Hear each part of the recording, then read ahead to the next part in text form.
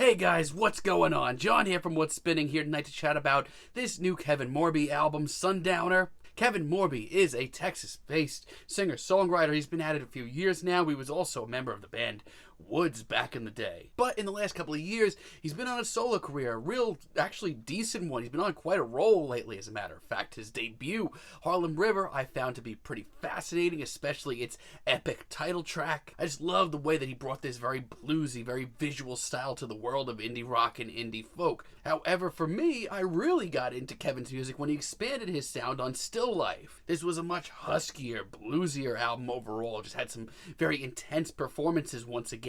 But Kevin made me a full-blown mega fan with 2016's Singing Saw. This is a little bit darker of an album. It's much more prophetic as well. It was just such a masterful album overall that this, to me, sounded like the state-of-the-art, forward-thinking singer-songwriter that I demanded to hear at the moment. Now, I don't want to be that guy, but 2018 City Music actually let me down a little bit. Don't get me wrong, overall, very good album, very solid album. But so many people were calling this album of the year, indie rock album of the year. It was not that, not by a long shot.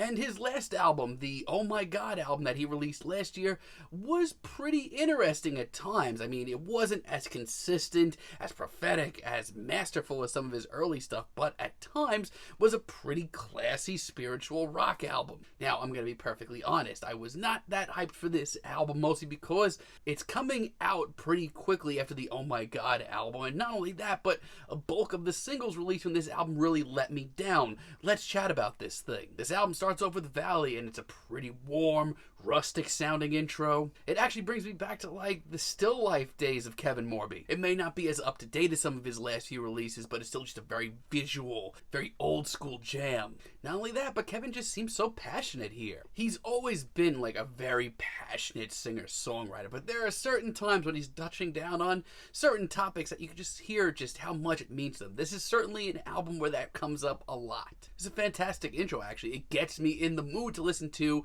a good deal of Kevin's music. Then we have Brother Sister, another very rustic throwback tune. Takes me back to the simpler times of the singer-songwriter genre. There's something so simple to this track. It just sounds like it came to Kevin so easily. Bluesy, it's also intense in Kevin's own way. Like, there is a drama to this track that is excellent. It honestly reminds me a whole lot of like what I was listening to back in high school. Campfire, on the other hand, brings us back to a simpler time in Kevin's music. It's bluesy, it's just got so much depth to it. Here, he just really reminds me of just what a great songwriter he really is. This is just a real great throwback singer-songwriter tune. Not only that, but the way that this track progresses, changes course as well, is pretty fascinating. And Wander, to me, is easily one of the best tracks here. Almost has a Tom Petty vibe to it. Personally, I do like the heavier approach to this track. I mean, yeah, it's not that heavy, but it's got that crunchier, bluesier vibe to it that I loved on albums like Singing Saw.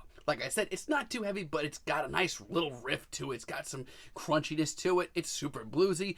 I love this. My only complaint is I wish it was about twice as long. For a lot of this album, I feel like Kevin has really taken a step back to his early days and really rediscovered what I used to love about him. However, when this album is bad, it is unbearable. The title track, Sundowner, I personally think this is one of the worst tracks Kevin has put forward in years. So much so, I almost didn't even want to review this album. I mean, yeah, it's a true blue folk jam and it's got tons of bluesy vibes to it. It's super passionate as well, but compared to the rest of the album, this is so incredibly boring. Who here thought this was a good idea? Remember earlier when I was talking about tasteful throwbacks to the glory days of singer-songwriter music? This could be used as an argument against that. And also, why is it that this is not even the longest track here, but it feels it? And don't underestimate Midwest American Son is even worse. I don't know, these super stripped down tracks from Kevin, they're very hit and miss with me. It's just so light on the ears, which in theory I don't hate because it lets me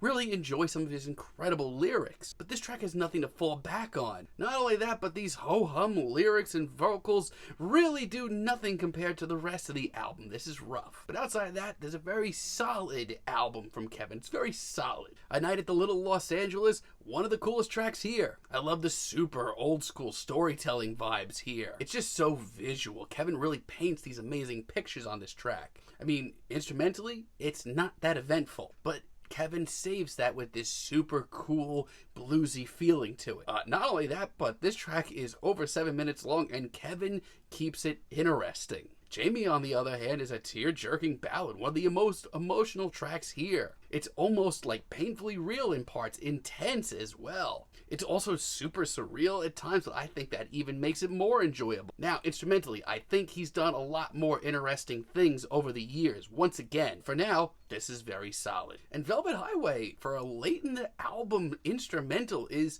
really classy. I mean, it's not that exciting or anything different, but man, it's just so warm, makes me feel good. Now, Provisions as a finale is decent. It's not the best thing here. Lyrically, I think Kevin knocks it out of the park again. But like I said, instrumentally, there is an issue with this album, a slight one at least. Kevin may be back on track lyrically as far as his performances go, but instrumentally, he's sort of falling into this rut of not doing anything too wild. And yes, that makes the focus more on him more times than not, but go back to his Harlem River and Singing Soul albums. He was doing a lot more interesting stuff than this. Still, there's a solid finale. This is a solid album from Kevin. As a matter of fact, a lot of it reminds me of what initially directed me towards his music. The visual storytelling, the singer-songwriter vibes, the rustic nature of this album. He's a great storyteller, and a lot of that comes through here in a big way. My only real issue with this is A, he doesn't take instrumentally a lot of risks still, and B, when this album is bad. The tracks that are bad on here may be some of his worst in years, but that's just me. I'm feeling a strong 7 on this album, but let me know what you guys think down below. If you like the video, be sure to give us a like, give us a subscribe, and let me know down below what you would like for me to chat about in the future. And until next time, have a great day, guys.